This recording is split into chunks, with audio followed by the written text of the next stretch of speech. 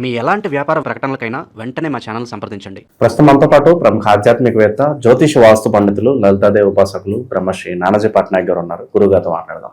నమస్కారం గురుగారు. శ్రీమాత్రే నమః. గురుగారు, మే నెల విశేషంగా తులారాశి వాళ్ళ పరిస్థితి ఏ విధంగా ఉండిపోతుంది? అదృష్టమా, దురదృష్టం, లేదంటే ఎక్కువగా వెంటాడుతుంటుందా ఈ నెల? ప్రత్యేకంగా వీళ్ళు ఎలాంటి జాగ్రత్తలు తీసుకోవాలి?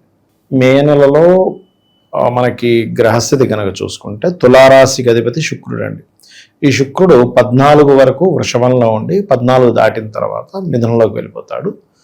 అదేవిధంగా పంచమంలో రాహు, 6వ స్థానంలో శని, కుజులు కలిసి ఉన్నారు.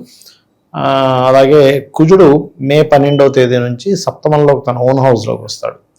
ప్రజెంట్ సప్తమ స్థానంలో తులారాశి ఆ తులాలగ్నం నుంచి రవి బుధులు ఉన్నారు. వీరిద్దరూ 14వ తేదీకి అష్టమంలోకి మారుతాడు.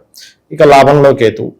ఇక చంద్రుడు అయితే 12 రాశులు తిరుగుతారు, మనకు తెలిసింది. అయితే ఈ గ్రహస్థితిని బట్టి ఏ విషయాలు ఎలా ఉంటాయి అనేటువంటిది, మరియు ఏ దేవత ఆరాధన చేసుకోవాలనేటువంటి విషయాలు చెప్తుంది నేనైనప్పటికీ చెప్పిస్తుంది సాక్షాత్ లలిత అమ్మవారిగా భావిస్తూ, ఆ లలితాంబిక అమ్మవారి యొక్క అనుగ్రహం పరిపూర్ణంగా కలగాలని మనస్ఫూర్తిగా కోరుకుంటూ, ఫస్ట్ ఆఫ్ ఆల్ ఏంటంటే మొదటి 14 రోజులు కూడా వీరికి కొన్ని షార్ట్ జర్నీస్ ఉంటాయి.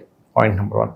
రెండవది, ఇన్సూరెన్సెస్ మూలంగా కొన్ని ఆకస్మికంగా కొంత లక్కీగా కలిసి రావడం, ఇలాంటి అదృష్టం కొంతవరకు వీరికి ఉంటుంది చెప్పాలంటే మొదటి 14 రోజులు. ఎందుకంటే మొదటి 14 రోజులు శుక్రుడు, రాస్యాధిపతి అయిన శుక్రుడు ఓన్ హౌస్లో అష్టమంలో ఉంటున్నాడు. అష్టమం అంటే అన్ఎక్స్పెక్టెడ్గా లక్కీగా కలిసి రావడం అన్నమాట. ధనం కూడా వస్తుందంటారా? ఏదైనా, ఎందుకంటే 2వ స్థానాన్ని చూస్తున్నాడుగా, లగ్నాధిపతి అష్టమంలోకి వెళ్ళి తన స్థానాన్ని చూస్తున్నాడుగా. దాని తర్వాత 14 రోజుల తర్వాత వెళ్ళి గురువుతో కలుస్తాడు. జూపిటర్తో కలవడం వల్ల ఏంటంటే ఈ నెల అంటే మే మాసంలో 14వ తేదీ తర్వాత ఎవరైతే ఈ హైయర్ ఎడ్యుకేషన్ కోసమని, విద్యా సంబంధించినవి, లేకపోతే బ్యాంకింగ్ సెక్టార్స్లో జాబ్స్ కోసము, టీచింగ్ రిలేటెడ్ ట్రైనింగ్స్ తీసుకొని అటువంటివి ఏవైనా వృత్తులు తీసుకోవడానికి అనుకూలంగా ఉంటుంది చెప్పాలంటే వీరికి. ఇక వీరికి ఫైనాన్షియల్ విషయంలో అప్పులు ఇవ్వడం కానీ తీసుకోవడం కానీ మే 12వ తేదీ వరకు ఈ విషయంలో జాగ్రత్తగా ఉండాలి. ఎందుకంటే ధనాధిపతి శనితో కలిసి 6వ స్థానంలో ఉన్నాడు. దీనివలన ఏంటంటే కొంచెం ఒకటి, ఎవరికైనా అప్పు ఇవ్వడం ద్వారా కొంత ఘర్షణ. అయితే సహజంగా వీళ్ళు ఏదైనా ఘర్షణలోకి వెళ్ళడం వల్ల కానీ, శత్రువుపై జయం కానీ, ఇవన్నీ కూడా బ్రహ్మాండంగా ఉంటాయి వీరికి. దానికేమి ఇబ్బంది ఏం లేదు. కాకపోతే కొద్దిగా ఈ 12వ తేదీ వరకు కొంచెం హెల్త్ విషయంలో కొంచెం జాగ్రత్తగా ఉండాలి. అది ప్రధానంగా చూసుకోవాలి. అండ్ దుర్గాదేవి యొక్క ఆరాధన ఎంత చేస్తే అంత మంచిది. ప్రధానంగా ఇక్కడ రాజకీయ నాయకులు ఉంటారు కదా, రాజకీయ నాయకులకి సామాజికంగా కొన్ని పాజిటివ్ రెస్పాన్సెస్ వస్తాయి. ఎందుకంటే ఇక్కడ లాభాధిపతి అయినటువంటి రవి సమాజ స్థానంలో, సప్తమ స్థానంలో బుధాదిత్య యోగం కలిగి ఉన్నాడు. ఈ సప్తమ స్థానంలో బుధాదిత్య యోగం కలిగి ఉన్నందుకు మొదటి 14 రోజులు, ముఖ్యంగా 12 రోజులు, ఎందుకంటే మళ్ళీ కుజుడు వస్తాడు కదా, సో మొదటి 12 రోజులు కూడా అంటే మే 12 వరకు వీళ్ళు ఏదైనా మన వివాహ సంబంధించిన విషయాలు కానీ, పార్ట్నర్షిప్స్ రిలేటెడ్ సంబంధించినటువంటి విషయాలకు కానీ చాలా చాలా అనుకూలంగా ఉంటుంది చెప్పాలంటే. అది ప్రధానంగా గుర్తుపెట్టుకోండి. అలాగే మరొక విషయం ఏంటంటే ఈ 6వ భావంలో ఎప్పుడైతే శని కుజులు ఉన్నారో 6వ స్థానంలో, ఈ శని కుజుల యొక్క ప్రభావం మూలంగా ఈ 6వ స్థానంలో ఉన్నందుకు ఈ కాంపిటీషన్ రిలేటెడ్ సంబంధించిన ఉంటాయి చూసారా, కొంతమంది ఈ గేమ్స్లోని, స్పోర్ట్స్లోని, ఇటువంటి వాటిల్లో అనుకూలం ఉంటుంది అనేటువంటిది బలంగా చూపిస్తుంది చెప్పాలంటే. ఇక ఉద్యోగ సంబంధించినటువంటి విషయంలో మాత్రం కొంచెం ఉన్న ప్రదేశం కాకుండా ఇతర ప్రదేశాలకు వెళ్ళడము, మార్కెటింగ్ రంగాల్లో కొంత అభివృద్ధి రావడము, బంధువర్గాల మూలంగా బంధువర్గాలతో ఉండే కొన్ని సన్నిహిత్వం వల్ల కొన్ని ఉద్యోగాలు రావడము. బట్ ఏదైనా కానీ ఉన్న ప్రదేశం కాకుండా ఇతర ప్రదేశాలకు వెళ్తేనే బాగుంటుంది. అందులో ఉద్యోగము, వ్యాపారాల విషయంలో ఎవరైతే ఈ సాఫ్ట్వేర్ రిలేటెడ్ ఇట్లాంటివి చేస్తారు, ఇట్లాంటి వాటికి చాలా చాలా అనుకూలంగా ఉంది చెప్పాలంటే. విదేశీ ప్రయత్నాల పరిస్థితి ఏంటి గురుగారు? విదేశీ ప్రయత్నాలు 12వ స్థానాన్ని మనం తీసుకుంటాము, బాగుంది. ఎందుకంటే 12వ సప్తమంలో ఉన్నాడు. ఇంకోటి ఏంటంటే సప్తమంలో ఎప్పుడైనా గ్రహాలు గోచారంలో కానీ, ఎవరి జన్మజాతకంలో సప్తమంలో కానీ 12లో కానీ గ్రహాలు ఉన్నప్పుడు వాళ్ళు విదేశీ ప్రయాణాలు, విదేశాలకు వెళ్ళడానికి, విదేశాల్లో సంపాదించుకోవడానికి, అంటే ఇక్కడ డిఫరెంట్ కాన్సెప్ట్స్ ఉంటాయి. అంటే విదేశాలకు వెళ్ళి చదువుకోవడానికి వెళ్తున్నావా, లేకపోతే ఉద్యోగం కోసం వెళ్తున్నావా, సరదాగా తిరగడానికి వెళ్తున్నావా. అదే 10th హౌస్ కనెక్టివిటీ వస్తే మనకి ఉద్యోగానికి వెళ్ళగలుగుతాడు. 4th హౌస్ వస్తే చదువుకోవడానికి వెళ్తాడు. సరదాగా తిరిగేసి వస్తాము 10 రోజులు అలాగా ఏదో దేశానికి వెళ్ళేది వస్తామంటే అది 11th కనెక్టివిటీ ఉంటుంది. అది ఏదో స్వల్పమే అది. కాబట్టి వీళ్ళకి ఇప్పుడైతే కండిషన్ పలానా విషయాల్లో జాగ్రత్తగా లేకపోతే నష్టం కలుగుతుంది, లాస్ అవుతారంటే ఏం చెప్తారు ప్రస్తుతం వీళ్ళకి? ముఖ్యంగా వీళ్ళు రుణం ఇవ్వడము తీసుకోవడము అనవసరమైన గొడవలు వీటిల్లోకి ఎంటర్ అవ్వకూడదు. వీటిల్లోకి ఎంటర్ అయ్యారు అంటే అది ఇబ్బందిని క్రియేట్ చేస్తూ ఉంటుంది. వివాహ సంబంధాలు ట్రై చేయొచ్చు అంటారు? వివాహ సంబంధాలు అయితే మొదటి 12 రోజులు చాలా అనుకూలంగా ఉందండి. కాకపోతే ఏంటంటే తర్వాత మళ్ళీ కుజుడు వస్తాడు కాబట్టి కుజుడు వచ్చినప్పుడు మళ్ళీ కొంచెం గందరగోళ పరిస్థితి ఉంటుంది. కాబట్టి ఏదైనా కానీ ఏం వీళ్ళు సెట్ చేసుకున్నా 12వ తేదీ లోపలే సెట్ చేసుకోవడం మంచిది. ఎందుకంటే 12 అయితే ఈ కుజుడు సప్తమంలోకి వచ్చేస్తాడు. ఆయన రవితో కలిసిన కుజుడు ఒక 2 రోజులు ఉంటాడు, దాని తర్వాత కుజుడు అక్కడే ఉంటాడు. మరలా ఇప్పటికే 6వ స్థానంలో శని కుజులు ఉన్నారు.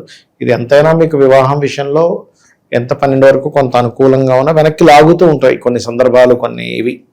కాబట్టి కొద్దిగా వీళ్ళు సూర్య నమస్కారాలు చేసుకోవడము, విష్ణు సహస్రనామాలు చదవడము, ఓం కామేశబద్ధ మాంగళ్య సూత్ర శోభిత కందరాయై నమః అనే మంత్రం చేసుకోవడము, ఇవి ప్రధానంగా చేసుకోవాలి. ఇక్కడ ఏంటంటేనండి, ఇప్పుడు ఉండేటువంటి గోచారం, దేశ గోచారం అనుకోండి, మీ అన్నంలో శని ఉన్నాడు కదా, ఇది ద్వాదశ రాశుల వారికి అందరికీ కూడా వర్తిస్తుంది. ఎందుకంటే శని ఎప్పుడైతే నీచ స్థానం వైపు ప్రయాణం చేస్తున్నాడో, అది కాకుండా కుజుడితో కలిసి ఉండి ఇలా ఉన్నప్పుడు ఏంటంటే ప్రతి ఒక్కరూ కూడా కొన్ని నియమాలు పాటించాలి. ఏమిటది? దానివల్ల ఏమవుతుందంటే వీళ్ళకి ఉద్యోగ విషయాల్లోని కొన్ని ప్రమాదాలు తప్పడం కానివ్వండి, కొన్ని నెగిటివ్ ఎనర్జీస్ తగ్గడం కూడా జరుగుతుంది. దీనివల్ల ఏం చేయాలి ఏంటి అంటే, నవగ్రహాలలో కుజుడు శని ఉంటారు కదా, కుజ శని గ్రహాల దగ్గర దీపారాధన చేయడము. వీళ్ళ జన్మజాతకంలో శని అంటే వాళ్ళ పర్సనల్ చార్ట్ ఉంటుంది కదా, శని ముఖ్యంగా మనకి ఉద్యోగానికి వ్యాపారానికి కారకుడు. కాబట్టి ఉద్యోగ వ్యాపారాలకి కారకుడైనటువంటి శని, అంటే బుధుడు కూడా వ్యాపారానికి కారకుడు అనుకోండి, బట్ కర్మకారకుడైన. కాబట్టి ఈ గ్రహం ఏ గ్రహాల చేత కలిసిందో చూడాలి మెయిన్గా. కొంతమందికి ఏంటంటే పాపగ్రహంతో, అంటే మామూలుగా కుజుడు కేతుతో కలిసి ఉంటే న్యాచురల్గానే ఇబ్బంది ఉంటుంది.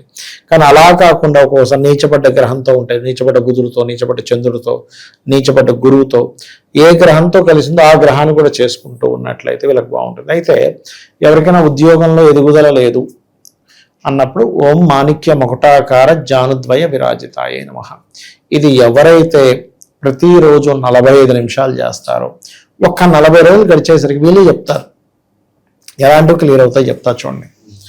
ఉద్యోగానికి వెళ్తున్నామండి కానీ సాటిస్ఫాక్షన్ లేదంటారు చూసారా, ఉత్సాహంగా వెళ్తాడు అక్కడి నుంచి. ఉద్యోగం వెళ్తున్నానండి కానీ అక్కడ ఉండే చుట్టుపక్కల అందరూ నెగిటివ్ పీపులే, ఎప్పుడు నేను కొంచెం ఖాళీగా కనబడితే నన్ను తట్టుకోలేరు, నాకు కొంచెం ప్రమోషన్ వస్తుంది అనుకుంటే నన్ను తట్టుకోలేరు, అలా ఉందండి పరిస్థితి అంటూ ఉంటారు. అటువంటి వాటికి కూడా ఈ మంత్రం పనిచేస్తుంది బ్రహ్మాండంగా. అది అలాగే కాస్త గోవులకి బెల్లం తినిపించడము.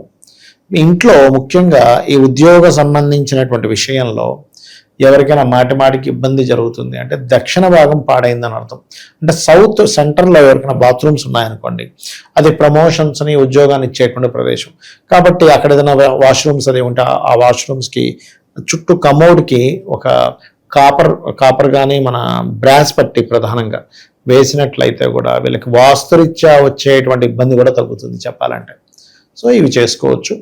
అయితే ఇక్కడ ఏంటంటే ఎప్పుడు కూడా కొన్ని జాతకాల్లో ఇక్కడే ఉంటే ఉద్యోగం వీళ్ళకి అనుకూలించదని ఉంటుంది. అంటే అలాగా కొంతమందికి విదేశాలకు వెళ్ళాలి, అప్పుడు 12వ భావ సంబంధం వచ్చింది దశమాధిపతితో, అప్పుడు విదేశాలకు వెళ్ళడం, లేదు చర్రాసులో ఉన్నాడు మాటికి మారడం, లేదా 9వ స్థానం వేరే రాష్ట్రానికి వెళ్ళి సెటిల్ అవ్వడం, ఇట్లా చూసుకోవాలి.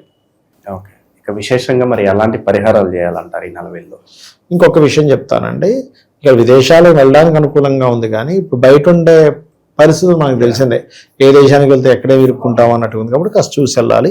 ఇక వీళ్ళ పరిహారం అంటే ఒకటే, చండీ చేసుకోవడము, శనికుజ గ్రహాల దగ్గర దీపారాధన చేయడము, దుర్గాదేవి యొక్క అష్టోత్తరం చదువుకోవడము, ఇవి ప్రధానంగా చేయాలి. ఓవరాల్గా ఈ రాశి వాళ్ళకి ఈ మాసం ఏ విధంగా ఉండబోతుందో మంచి విశ్లేషణ అందించారు. ధన్యవాదాలు. శ్రీమాత్రే నమః.